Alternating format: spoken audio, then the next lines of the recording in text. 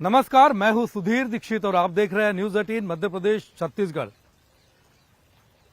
मध्य प्रदेश में क्रिकेट का माहौल है और माहौल है ग्वालियर में, क्योंकि तकरीबन 14 साल बाद ग्वालियर में क्रिकेट मैच होने जा रहा है और हमारे साथ एक ऐसी शख्सियत मौजूद है जिनका संबंध राजघराने से भी है, युवा उद्यमी भी है और खेल और एंटरटेनमेंट भी उनकी रग रग में रचा बसा है।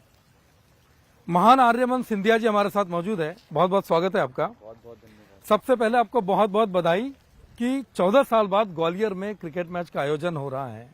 क्या महसूस कर रहे हैं आप? ग्वालियर क्रिकेट एसोसिएशन के आप उपाध्यक्ष भी हैं, एमपीसीए के मेंबर भी हैं। देखिए, सबसे पहले ये बधाई मेरे लिए नहीं है, ये बधाई जनता के लिए है, क्योंकि ये जनता की मांग थी।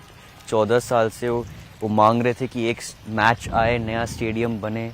तो 14 साल के बाद फाइनली वो नया स्टेडियम खुलने जा रहा है और उसी के साथ एक अंतर्राष्ट्रीय मैच भी अफगानिस्तान के साथ यहाँ आ रहा है। तो ये जनता के लिए बहुत खुशी का दिन है और मैं उनको बधाई देना चाहता हूँ, क्योंकि उनकी मांग जो है पूरी।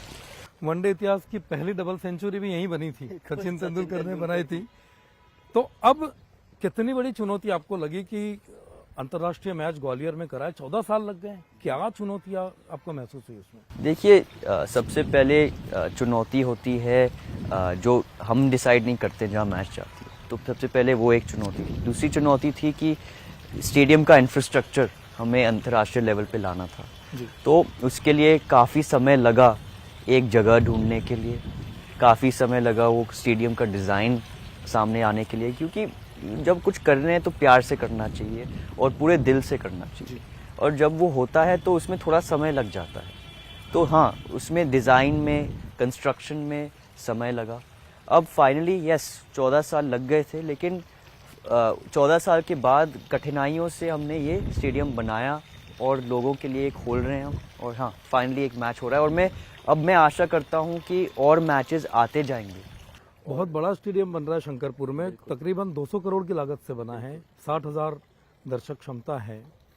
तो ग्वालियर में क्रिकेट का माहौल बड़ा होगा, फिर से बदलेगा, युवाओं को मौके मिलेंगे। आप खुद भी एक युवा हैं। बिल्कुल, मेरी आशा है कि जब हम एक इंफ्रास्ट्रक्चर बनाएं तब ये जनता को भी एक मौका मिले इस पे प्रैक्टिस करने के लिए, इस पे अपना स्किल लाने के लिए। इसलिए स्टेडियम के अंदर जब आप घूमेंगे आपको दिखेगा कि काफ़ी सारे एस्ट्रोटर्फ कोर्ट्स बने हुए हैं, क्रिकेट पिचेस बने हुए हैं, ताकि क्रिकेटर्स को अंदर बैटिंग प्रैक्टिस हो।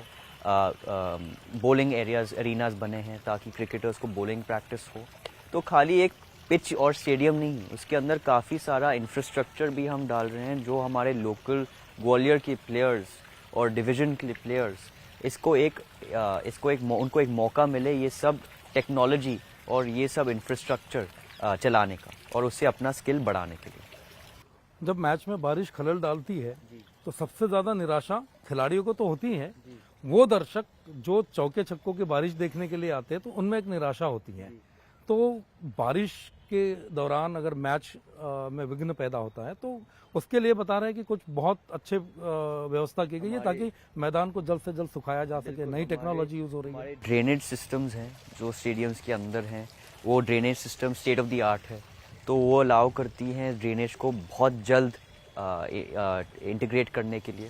तो चाहे बारिश हो चाहे नहीं हो, वो ड्रेनेज बहुत जल्दी स्टेडियम से निकल जाता है पानी का।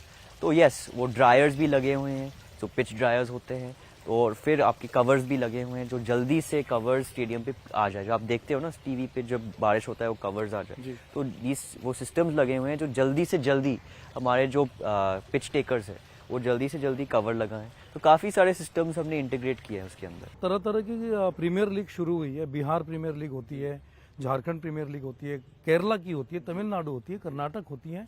उसी तर्ज पर मुझे लगता है शायद ये तैयारी हो रही है, क्योंकि मध्य प्रदेश में बहुत गुंजाइश है खेलों को आगे बढ़ावा देने की। पिछले साल हम रणजी ट्रॉफी जीते हैं और क्रिकेट और प्लेयर्स जो हैं काफ़ी सारे आईपीएल्स में खेल रहे हैं हमारे मध्य प्रदेश के क्रिकेट प्लेयर्स। तो मैं चाहता हूँ कि ये बदलाव जो है एमपी में भी आए, लोगों को और मौका मिले और क्रिकेट का जो जोश है, जो प्यार है लोगों का, वो और भी बढ़े और वो पूरे शहर में दिखे। अभी आपने बात की थी कि क्रिकेटर्स को फ्यूचर के लिए अगर मैं क्रिकेट में सफल नहीं हुआ तो मुझे क्या करना है, तो उनके लिए आपने इंतजाम की। आप खुद भी एक युवा उद्यमी के तौर पर हैं। माय मंडी करके एक, जो प्लेटफॉर्म आपने शुरू किया उसके को फाउंडर हैं। क्या कॉन्सेप्ट है और कैसे इसके पीछे आपको आइडिया आया था? देखिए, फर्स्टली मैं आपको कहता हूँ कि ये आइडिया कैसे आया था। क्योंकि मैं एक कंपनी में काम कर रहा था पहले, उसका नाम था BCG, बॉस्टन कंसल्टिंग ग्रुप। तो उसमें कंसल्टिंग का काम होता है अलग अलग विभिन्न कंपनियों बिजनेसेस का, बड़े बड़े लोगों का। तो उसमें हम गहरे आंखों से देखते हैं क्या क्या चैलेंज है, उसके सुझाव भी देते हैं और एग्जीक्यूट करते हैं। तो उस वक्त कोविड आ गया था। कोविड के समय आपने देखा होगा कि एक बहुत बड़ा ट्रेंड आया डिजिटाइजेशन का। लोगों का स्मार्टफोन पेनिट्रेशन हाई था, वाईफाई 4G का पेनिट्रेशन हाई था, और उसकी वजह से आपको खाली सारे ऐप्स मिले जिससे आप चीज़ें ऑर्डर कर सकें। जब आप ये ऐप्स को देखोगे तो काफ़ी सारे कंपनीज जो हैं ने काफ़ी सारे पैसे रेज किए, हज़ारों करोड़, और उन्होंने काफ़ी बोला कि इस पैसे से हम एक्सपेंशन करेंगे, प्रॉफिटेबल बनेंगे, और वो अब ज़्यादा दिख नहीं रहा है। क्योंकि उन्होंने 1 रुपये अर्न करने के लिए 2 रुपये खर्च किए। तो आपका बर्न ऊपर जाता रहता है जैसे आप रेवेन्यू खींचते जाएंगे। तो उसको मैंने गहरी आंखों से, और मैंने और अपने को फाउंडर मेरे दोस्त सूर्यांश ने, हम दोनों ने गहरी आंखों से इसको स्टडी किया कि भाई इसमें प्रॉब्लम, इस मॉडल में प्रॉब्लम क्या है। और इस मॉडल में प्रॉब्लम 2 हैं। एक है आपका जो मैन पावर और आपका ट्रांसपोर्ट कॉस्ट, ठीक है, क्योंकि आपका जो कॉस्ट है वो अपने मार्जिन से ज़्यादा है, तो आप कभी प्रॉफिटेबल हो नहीं पाओगे। दूसरा है आपका वेस्टेज, क्योंकि जब आप फ्रेश में देखते हैं, जब आप स्टेपल्स में देखते हैं, तो काफ़ी सारा वेस्टेज होता है, क्योंकि ये भाजिया 12 घंटे के बाद तो आप चला नहीं सकते। तो अगर आप इंडस्ट्री देखें तो 18 से 20% ये वेस्टेज का नंबर होता है। तो इन दोनों रीजंस की वजह से तो आपका कंपनी सफल नहीं हो पाता। तो हमने एक कदम पीछे लिया और सोचा कि हम कैसे एक मॉडल बनाएं जो ये 2 रीजंस है इसको थोड़ा कम करे और प्रॉफिटेबल बने। तो इसलिए हमने माय मंडी के बारे में सोचा, जो एक प्लेटफॉर्म है जिससे हम जो रीजनल और लोकल मैन्युफैक्चरर्स और सप्लायर्स हैं, मैन्युफैक्चरर्स मतलब जो D2C प्रोडक्ट हो, चाहे चॉकलेट हो, चाहे कपड़ा हो, चाहे ग्लासेस चश्मे हो, या सप्लायर जो एक भाजी सप्लाई करता है या स्टेपल सप्लाई करता है, आपका आटा चावल, उसको एक मौका मिलता है अपने छोटे व्यापारों से कनेक्ट होने के लिए। क्योंकि माय मंडी प्लेटफॉर्म शहर में जाती है और विभिन्न लोगों से, ठेले वालों से, किराना दुकान से, भाजियों का दुकान से मिलती है, उनको रजिस्टर करती है, उनको ऑनबोर्ड करती है, और फिर ये प्रोडक्ट्स डायरेक्टली अब उन प्लेटफॉर्म पे जा रहे हैं। इससे इनको ज़्यादा मार्जिन मिलता है, क्योंकि बीच में ज़्यादा लोग नहीं आते, बीच में खाली माय मंडी है, और मैन्युफैक्चरर सप्लाई को ज़्यादा मार्जिन मिलता है, क्योंकि बीच में फिर से कोई नहीं है। तो सबको लाभ मिलता है, उनको सेल मिलती है, उनको मार्जिन मिलती है और सेल मिलती है। तो ये है माय मंडी का प्लेटफॉर्म, जो हम लोकल छोटे व्यापारों को एम्पावर, सशक्तिकरण दे रहे हैं, दोनों साइड से, सप्लायर साइड और डिमांड साइड। राज परिवार से दून स्कूल से येल यूनिवर्सिटी, और येल यूनिवर्सिटी के बाद बहुत सारी चीजों पर एक साथ काम कर रहे हैं। 28 साल की उम्र है आपकी। इतनी कम उम्र में इतना सारा कोऑर्डिनेशन, मुझे लग रहा है कि दादाजी से, पिताजी से मिला है बहुत सारी भूमिकाओं में एक साथ। क्या चैलेंज आप महसूस करते हैं राज परिवार का एक सदस्य होने के नाते? देखिए, चैलेंज मेरे लिए एक्चुअली एक अपॉर्चुनिटी है। सबसे पहले कि मैं लोगों को समझूं, इतने सारे लोगों को मिलूं और उसके बेसिस पे सुझाव लेके आऊं। तो ये मेरे लिए एक अपॉर्चुनिटी है। बी, अगर आप चैलेंज के माध्यम से देखें, तो चैलेंज के माध्यम से अगर आप देखें तो दृष्टिकोण से देखें, तो एक ऐसा भी सोच है कि आप एक कदम रखने से पहले आपको 3 बार सोचना पड़ता है कि उसका प्रभाव क्या होगा। तो ये एक डेफिनेटली एक चैलेंज है कि नॉर्मली कोई भी आप कदम ले सकते हो, आप ले लो, कोई बात नहीं, कोई सोचेगा नहीं। लेकिन अगर आप एक कदम लो तो 10 लोग पूछेंगे कि भाई ये क्या कर रहा है, क्यों कर रहा है, कैसे कर रहा है, कहाँ से कर रहा है। तो ये है एक कठिनाई जिसपे आपको गहरी आंखों से सोचना पड़ता है। बहुत सारी चीजें करने के बाद एक सवाल अक्सर आता है, राजनीति से जुड़ा सवाल है, लेकिन ऐसा नहीं है, क्योंकि लंबे समय से महारानी जी जो वो रही हैं कि भारतीय जनता पार्टी के फाउंडर मेंबर रही हैं, फिर माधवराव सिंधिया जी रहे हैं, ज्योतिरादित्य सिंधिया जी रहे हैं। तो कई बार कयास लगाए जाते हैं कि सिंधिया परिवार का एक युवा जो है वो भी ग्वालियर चंबल की राजनीति का भविष्य है। कभी आती है दिमाग में ऐसी बातें जिस तरह से आप देखते हैं चीज़ों को? मेरे दादाजी ने और मेरे पिताजी ने हमेशा मुझे कहा है और लोगों को भी कहा है कि आपको राजनीति को एक माध्यम की तरह सोचना चाहिए, समाज सेवा के लिए, जन सेवा के लिए। तो हमारे लिए बस एक सोच एक चीज़ है, विचारधारा एक चीज़ है जो हमें जन सेवा करना है, लेकिन माध्यम जो है वो कोई भी चीज़ हो सकती है। मेरे लिए माध्यम अभी मेरे बिजनेसेस हैं, जिस पे मैंने आपसे अभी बात की है। मैं उनको इम्पैक्ट दे रहा हूँ, अपने छोटे व्यापारी को एक इम्पैक्ट दे रहा हूँ, एक लाभ दे रहा हूँ, और अपने बिजनेस साइड सप्लायर्स, मैन्युफैक्चरर्स को एक लाभ दे रहा हूँ, एक अपॉर्चुनिटी दे रहा हूँ। तो वो भी मेरे लिए एक इम्पैक्ट है। क्रिकेट की बात करें, क्रिकेट से भी मैं लोगों को काफ़ी सारे इंफ्रास्ट्रक्चर बेनिफिट्स लाभ देना चाहता हूँ, तो वो भी काम हो रहा है। तो देखिए, क्रिकेट और ये बिज़नेस मेरे लिए अभी एक माध्यम है जिससे मैं वही सोच अपना रहा हूँ।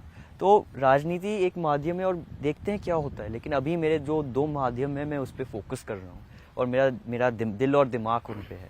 बहुत सारे लोगों की दिलचस्पी ये जानने में होती है कि जब इतने बड़े परिवार का कोई सदस्य होता है, उनके जो रिश्ते होते हैं वो कैसे होते हैं। छोटी बहन है आपकी एक जी, तो भाई बहन वैसे ही लड़ते हैं जैसे एक आम परिवार के लोग लड़ते हैं? बिल्कुल वैसे लड़ते हैं। ज्यादा जिद्दी कौन है दोनों में? मुझे लगता है वो ज़्यादा ज़िद्दी है, लेकिन हमारी लड़ाई होती है क्योंकि जो मैं करना चाहता हूँ वो करना चाहती है, तो उसमें लड़ाई हो जाती है। क्योंकि मैं बोलता आप मुझे कॉपी कर रहे हैं, तो वो कहती नहीं, मैंने पहले सोचा था, आपने कर दिया तो उसका मतलब ये नहीं कि मैं आपको कॉपी कर रही हूँ। तो कॉपी कैट वाली लड़ाई चलती जाती है। तो वो नहीं तो हम एक दूसरे के बीच में क्या कहते हैं, बेट्स भी करते हैं कि कौन हमारी माँ या हमारे बाप कौन किस पे गुस्सा होंगे, किस वक्त, किस वजह से। तो वो कहती है कि नहीं अब बाबा देखो आपसे गुस्सा होंगे इसकी वजह से। मैंने कहा नहीं गुस्सा नहीं होंगे, मैं तो करूँगा, लेकिन अब देखना वो चिल्लाएंगे। तो वो बेट्स भी होती रहती हैं। तो पारिवारिक संबंध तो हर परिवार में ऐसी होती है, नटखट वाली, शरारतें वाली, फिर हंसी मजाक, तो वही। दोनों की लड़ाई जब होती है तो मम्मी पापा किसका पक्ष ज्यादा लेते हैं? मैं कहता हूँ कि एक्चुअली वो काफ़ी अच्छे हैं। मेरे, आपको पता है, मेरे पिता तो एक पॉलिटिशियन है, तो वो बहुत ही स्मार्ट है इस सिचुएशन में डील करने के लिए। तो वो चुनते नहीं है, लेकिन वो दोनों को खुश कर लेते हैं। मेरी माता तो प्यार से दोनों को खुश कर लेती है। तो दोनों बहुत चालाक है कि हम दोनों को कैसे डील करना है। आपने बताया कि जैसे सब जानते हैं ज्योतिरादित्य सिंधिया जी राजनीति का बड़ा नाम है काफी, और भारतीय जनता पार्टी में जब आए हैं तो राष्ट्रीय स्तर पे उन्होंने बहुत अच्छे तरीके से अपने आप को पार्टी में तालमेल बना लिया है, घोल लिया है, जिस तरीके से वो मिक्स हो गए हैं। और पहले में और अभी में कुछ फर्क नजर आता है आपको? काफ़ी लोगों ने कहा है वो अब और ज़्यादा एक्सेसिबल हो गए हैं जी पहले से। और वो कहते थे कि पहले कम मिलने की मौका मिलती थी, अब वो काफ़ी एक्सेसिबल हो गए हैं। मेरे हिसाब से उनकी थॉट प्रोसेस जो है पार्टी से बिल्कुल मिली हुई है, क्योंकि उनका जो काम करने का तरीका जो है ना, वो है मैं दिल से काम करूंगा और पूरा कोशिश करूंगा वो चीज़ काम करने के लिए। हमें जनता के लिए जितना काम कर सके हमें करना है, चाहे दिन रात वो काम करना हो। मैं देखता हूँ उनको, वो एक्चुअली खुश है कि वो 3-4 बजे की उनको काम करने की मौका मिलती है, 3-4 बजे रात तक काम करते हैं वो, और वो खुश है क्योंकि वो कहते हैं नहीं मुझे मज़ा आ रहा है कि मुझे इतना सारा मौका मिल रहा है जनता के लिए काम करने के लिए। तो वो भी चेंज मुझे दिख रहा है कि वो अब बहुत खुश दिख रहे हैं, क्योंकि पार्टी ने उनको इतना मौका दिया है लोगों के बीच में आना, काम करना और बदलाव लेके आना। और ग्वालियर में वो बदलाव आ रहा है। प्रधानमंत्री के नेतृत्व में मेरे पिता ग्वालियर के लिए काफ़ी कुछ बदलाव लेके आ रहे हैं। आप ट्रेन स्टेशन के बारे में बात करें, आप एयरपोर्ट के बारे में बात करें, आप स्टेडियम के बारे में बात करें, आप पूरे जो रोड नेटवर्क्स हैं उसके बारे में बात करें, आप आगरा जो एक्सप्रेसवे आ रही है, आगरा से ग्वालियर जुड़ रही है, तो ये सब बदलाव वो अब लेके आ रहे हैं क्योंकि उनको एक मौका दिया है, उनको प्रधानमंत्री ने उनको एक दृश्य दिया है कि आपको ये करना है, और वो बहुत खुश है कि वो करके दिखा पा रहे हैं। एक जिद नजर आती है कुछ कर दिखाने की। एग्जैक्टली और वो रुचि, वो जोश, वो आग उनमें फिर से दिख रहा है कि देखिए मुझे किसी ने एक दृश्य दिया है, एक लक्ष्य दिया है, और मुझे अब उस लक्ष्य पे काम करने का मौका मिल रहा है, और ये सब वो बदलाव मुझे दिख रहे हैं। लगातार आपके निवास पर राष्ट्रीय स्तर के नेताओं का, देश के बड़े बड़े लोगों का बचपन से आप देखते आ रहे आना जाना रहा है। हाल ही में भाजपा नेतृत्व से आए राष्ट्रपति जी आई, अमित शाह जी आए, नरेंद्र मोदी जी स्कूल में आए थे। क्या एक्सपीरियंस रहा वो आपको, कैसा महसूस हुआ? एकदम परिवार के साथ अमित शाह जी ने लंच किया है, मोदी जी स्कूल में आए थे, क्या वो अनुभव आपको लगा? किस तरह का इमोशंस थे उस समय? हमारे लिए ये एक बहुत बड़ी अपॉर्चुनिटी थी, हमारे लिए ये बहुत बड़ी भाग्य है कि प्रधानमंत्री और श्री अमित शाह जी हमारे घर आए, हमसे मिले, बातचीत की, उन्होंने हमारे बारे में हम क्या कर रहे हैं उनसे सवाल पूछे, तो बहुत बड़ी भाग्य की बात है। और मेरे शब्द नहीं है कि वो यहाँ हमारे घर में आए, बातचीत किया, उन्होंने स्कूल में आए, हमारे बच्चों से बातचीत किया, युवाओं से बातचीत किया, और उनको भी एक दृश्य दिया, एक लक्ष्य दिया, एक युवा होने के नाते और भारत के लिए क्या करना चाहिए और किस मार्ग पे चलना चाहिए। और उससे मैं बहुत मोटिवेटेड हो गया था कि देखिए ये उन्होंने स्कूल में आके भी 9 चीज़ें बताई स्टूडेंट्स के लिए, चाहे वो शिक्षा में हो, चाहे वो जन सेवा में हो, चाहे वो खाने में हो। मिलेट्स के बारे में उन्होंने बात किया, उन्होंने कहा ये हमारा भारत का सुपर फूड है, इस पर हमने काम करना चाहिए। वाटर कंजर्वेशन के बारे में बात किया, उन्होंने दृश्य दिया कि वाटर कंजर्वेशन इंडिया में कितना महत्वपूर्ण है, क्यों महत्वपूर्ण है, और कैसे युवा उसमें जुड़ सकती हैं। तो इन सब पॉइंट्स पे मुझे काफ़ी सारा सोचने का मौका मिला, विचारधारा बनाने का मौका मिला, और हमारे स्टूडेंट्स के साथ काम करने का भी मौका मिला। और आज हम उसी 9 चीज़ों पे काम कर रहे हैं, और अगले महीने हम प्रधानमंत्री को एक रिपोर्ट भी भेजेंगे कि भाई इन 9 चीज़ें जो आपने बताए थे, हमारे स्टूडेंट्स साथ में मिलकर इन 9 चीज़ें में इतना काम किया है उन्होंने इन 4 महीनों में। जैसे आपने बात की कि अलग अलग चीज़ों पे चर्चा हुई, एक युवा है आप, और मौजूदा जो राजनीति है देश की, उसमें जो बदलाव होते हैं, तरह तरह की चीज़ें होती है, तरह तरह की बयानबाजी होती है, आप कैसे देखते हैं मौजूदा राजनीति में? आपका क्या लेवल इसको नज़र आता है आपको? देखिए राजनीति में आपको पता है बयानबाजी वगैरह तो होता रहेगा, लेकिन असलियत में आपको अपनी जो मिट्टी है, जो ज़मीन है, आपको सबसे महत्वपूर्ण चीज़ है, आपको उससे जुड़ना है, और कुछ महत्वपूर्ण नहीं। चाहे कोई भी कुछ भी बोल दे, बयान मार दे, कोई भी कुछ भी कह दे, अगर आप अपनी मिट्टी से जुड़े हुए हैं, अपने लोगों से जुड़े हुए हैं, लोग उसका जवाब देंगे। आपको जवाब देने की ज़रूरत ही नहीं है। क्यों ज़रूरत है? जो लोग इनसिक्योर हैं, जो लोग को बोलने की आदत पड़ती है, तो वो लोग बोलते हैं, लेकिन असलियत में है जो जनता उनको जवाब दे देती है, जो जवाब देने की ज़रूरत पड़ती है। आपको कोई जवाब देने की ज़रूरत नहीं पड़ती। आपका जवाब सेम वही है। जब मैंने ज्योतिरादित्य सिंधिया जी से सवाल किया था, उनका भी जवाब यही था चुनाव के नतीजों के बाद कि इसका जवाब जनता ने दे दिया है। सेम बात आप भी कह रहे हैं। क्योंकि आपको उस नीच लेवल पे आने की ज़रूरत क्यों है? क्यों है ज़रूरत? जब आप काम कर रहे हैं, जब मैंने पिता को भी देखा है, मैंने काफ़ी सारे जो बीजेपी भी कार्यकर्ता को देखा है, वो कितनी मेहनत से काम कर रहे हैं क्षेत्र के लिए, स्टेट के लिए, तो जनता उसको देख रही है। तो आपको उसमें किसी के मुंह पे नहीं लगने की ज़रूरत है, वो आप ही को नीचे दिखाएगी। आप अपने काम पे फोकस कीजिए ना, दूसरों पे क्यों फोकस कर रहे हैं? अगर आप अपने काम पे फोकस करेंगे तो उसी से ही बदलाव आएगा, और उसी से जनता खुश होएगी, और उसी से जनता जवाब देगी। तो आप उसी पे फोकस कीजिए, अपने जनता के प्यार पे, अपने मिट्टी पे, और उसी पे, वही चीज़ है। कभी आपको लगता है कि महाराज जी को मध्य प्रदेश का नेतृत्व मिलना चाहिए? क्या आपको ऐसा लगेगा? नहीं, क्योंकि हमारी सोच ऐसी है ही नहीं, मेरे पिता की सोच ऐसी नहीं है। उनको एक पोजीशन की ज़रूरत नहीं पड़ती। वो खुश है अगर उनको कुछ भी ना मिले, अगर लेकिन वो लोगों के बीच में आ जाए, वो उसी के साथ खुश है। तो उनके वो पोजीशन के पीछे नहीं भागते, वो लोगों के पीछे भागते हैं, वो लोगों का प्यार ढूंढते हैं, वो लोगों से जुड़ना चाहते हैं, वो लोगों से प्यार करना चाहते हैं। तो उनके लिए लोगों के दिल में जो जगह है वो पोजीशन की ज़रूरत है, और कोई पोजीशन की ज़रूरत नहीं है। और यही आपने देखा है मेरे दादाजी के साथ, और यही संस्कार मैं भी लेके आना चाहूँगा कि हम कोई पोजीशन के पीछे भागना ही नहीं चाहते। हम तो लोगों के दिल में जो पोजीशन है वो लेना चाहते हैं। देखिए, बिल्कुल आपने बहुत सही बात कही कि जनता ही डिसाइड करती है, जनता के बीच में जो पोजीशन है वो आप लेना चाहते हो। और एक जनता के दिलों में बहुत बड़ा और ऊंचा स्थान भी है सिंधिया परिवार का।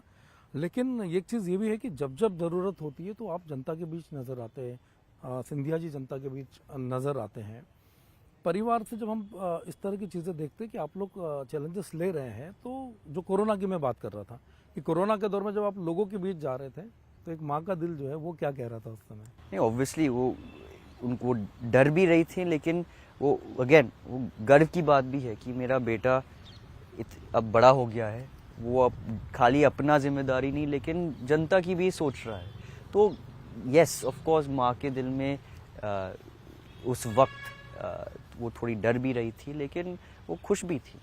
तो अब उन्होंने ये भी कहा कि अब भाई जैसे आप तो अब थोड़े उम्र में भी बड़े हो गए, अब आपकी ये निर्णय है, ये आपकी निर्णय है, मैं आपकी सपोर्ट करूँगी।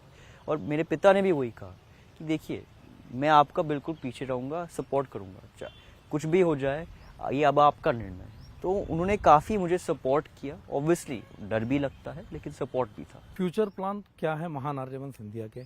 आगे किस रास्ते पर बढ़ना कि अभी मेरा मार्ग जो है मेरे दोनों स्टार्टअप्स पे है, क्रिकेट पे है, ध्यान है, और कोई मार्ग नहीं है।